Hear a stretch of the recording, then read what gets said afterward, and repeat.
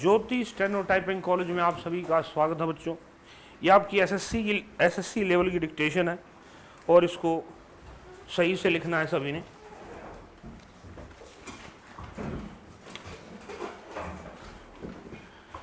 Dictation start after 5 second.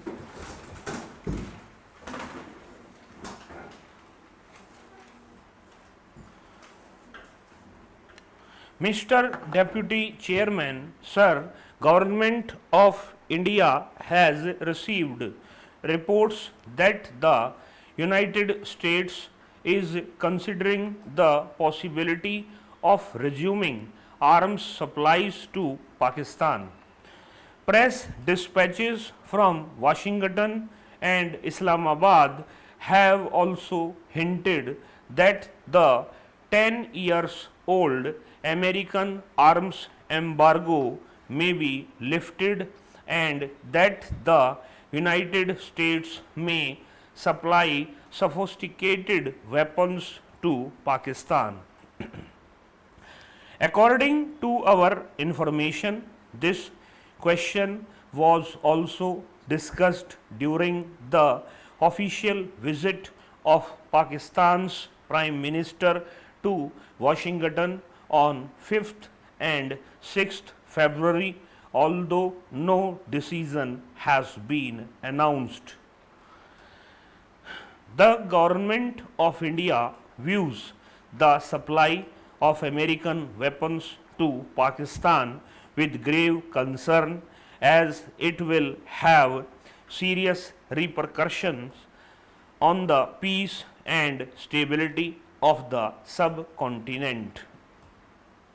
We have taken up this matter with the US government at the highest level and have brought to its attention the consequences of the reversal of their present policy on the process of normalization on the subcontinent.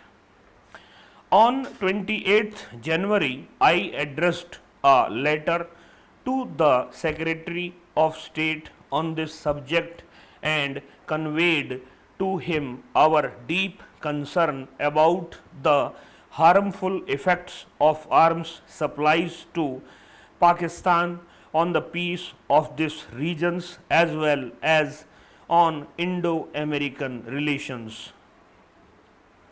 I particularly emphasized that Pakistan's fears about a military threat from India are wholly fanciful and unwarranted, as both India and Pakistan are committed in the Shimla Agreement to work for friendly and harmonious relationship and the establishment of durable peace in the subcontinent and to settle all their differences through peaceful means. It has always been India's policy to promote peace, stability, cooperation, and good neighborly relations among the countries of this area on the basis of equality, sovereignty, and respect for independence and territorial integrity of all states.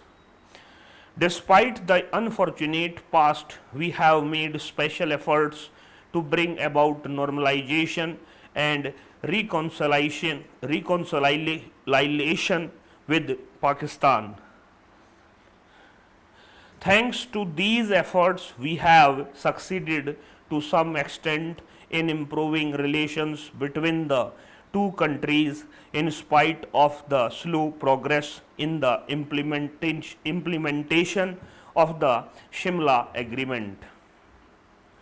These hopeful trends will be jeopardized and the promise of cooperation replaced by the specter of confrontation by an American decision to induct sophisticated weapons into the subcontinent.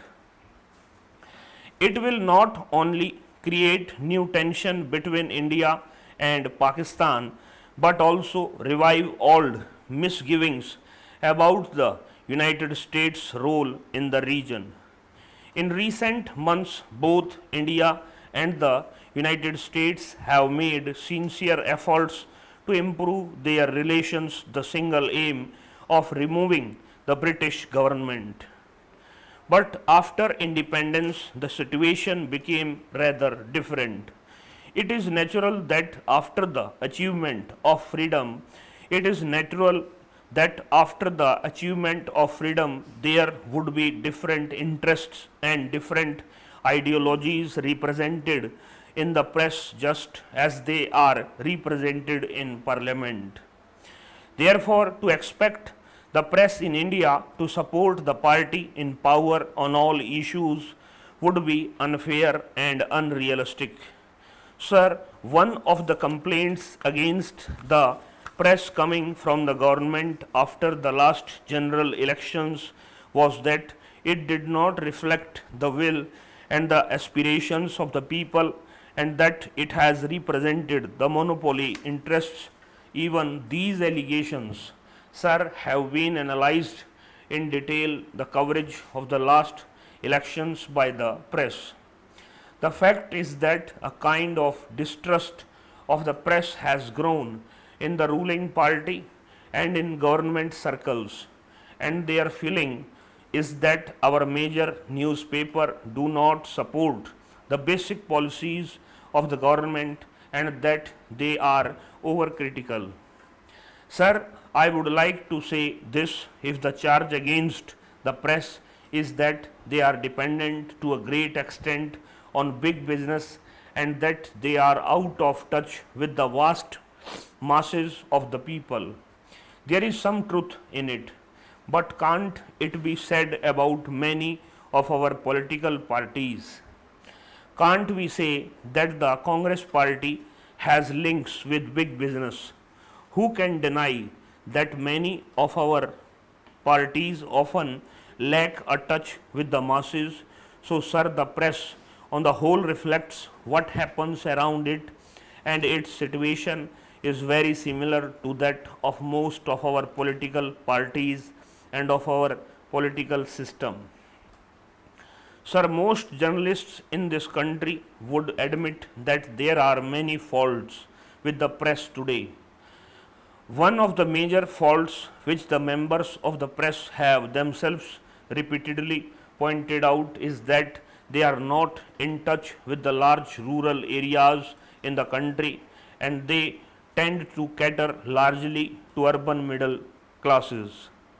But the situation can ultimately be remedied only when we have higher literacy and education and development of rural areas. Again, it must be concerned that the freedom of the press today is inhibited by the fact that it is run by large business houses and commercial and other interests often impinge on the freedom and integrity of the editor and the journalists who work with him. So, we all agree that freedom of the press should be strengthened. The government, the journalists, and the public are all agreed on this. Website पे लगी हुई बच्चों, इस class में इतना ही। नमस्कार बच्चों।